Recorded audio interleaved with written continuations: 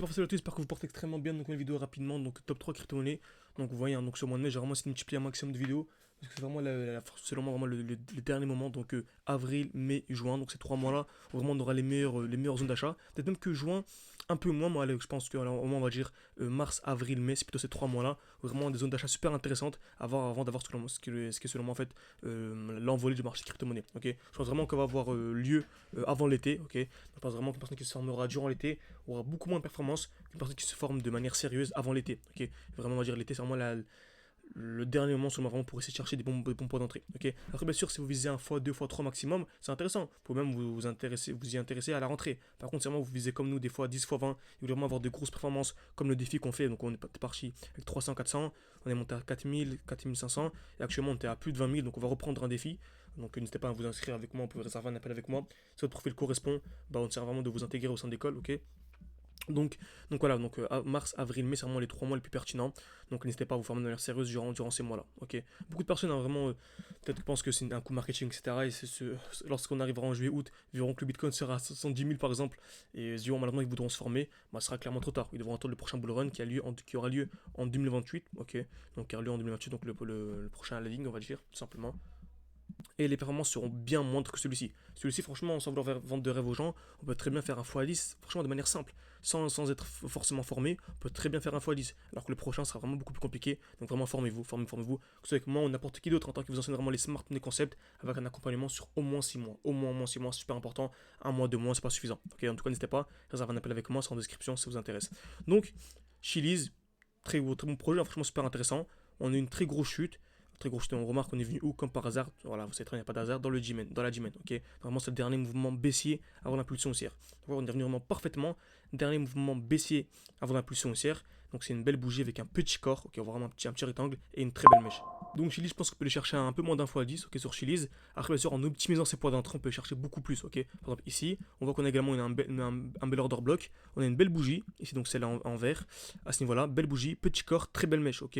On voit belle bougie, petit corps, très belle mèche. Donc je peux encadrer. Donc ça, je peux effacer. Tac.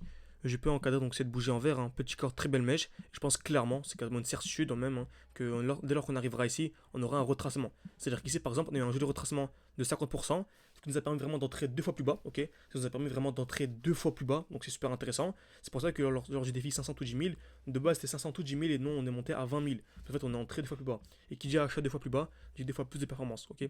Donc, on a eu une chute de 50%. Vous verrez hein, que dès lors qu'on arrivera dans cette zone, on aura très certainement une nouvelle distribution, une nouvelle chute avant d'avoir des plus hauts. Et on aura en fait la nouvelle chute de 50%. Ok, je pense carrément qu'il y aura encore une, voire deux chutes de 50%, ce qui nous permettra vraiment à chaque fois d'entrer deux fois plus bas. Donc d'arriver à 10 000, vous faites x2 c'est 20 000, x2 40. Ok, donc si on a deux chutes de 50%, ça nous permet de passer de 10 000. Donc une personne qui commence avec 1000, disons, durant ce bull run, fait un x10, passe à 10 000, c'est bien, ok. Par contre, avec notre stratégie à nous, on peut passer de 10 000 à 40 000, ce qui est vraiment totalement négligeable, qu'on sait que pour se former, il faut à peine seulement quelques centaines d'euros, ok. Donc, ce bloc-là, super intéressant, super pertinent. Donc, en allant également en plus petit time frame, on remarque que c'est super pertinent également en 12 heures. On a ici une belle zone de QH. Donc, une touche, deux touches au même niveau. Ok. Donc, ça agit comme un aimant. Ok. Le marché vraiment agit comme un aimant. Donc, le marché est aimanté par ces zones de QH, ces zones de liquidité. Donc, on est revenu où? Dans un bloc baissier, on a une belle accumulation, hein, création de QL, liquidation, mouvement baissier. Ok. Donc, création de QL, casse vers le bas, casse vers le haut. Création de QL, casse vers le bas, casse vers le haut. On est revenu parfaitement à l'intérieur et on a l'envolée. Ok, parfaitement vers le bas et on a eu la magnifique envolée. Donc là, c'est parfait. On a également une nouvelle accumulation en allant en LTF. Création de QL, casse vers le bas, casse vers le haut. On a pris ce trade là avec les membres. C'était même en public. Hein.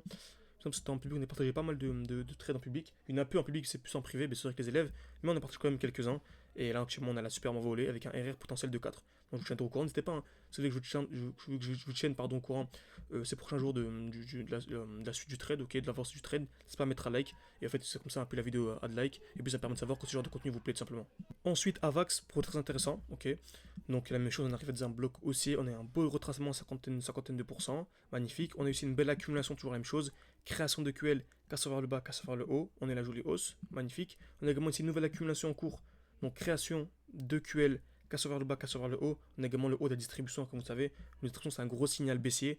Donc on vient créer en fait ce contraire. On vient créer une liquidité. En jaune ici, on a casseur vers le haut puis vers le bas. Donc dès que c'est vers le haut puis vers le bas, c'est un gros signal baissier. Alors que dès que c'est vers le bas puis vers le haut, c'est un signal haussier. Donc là on a un signal baissier.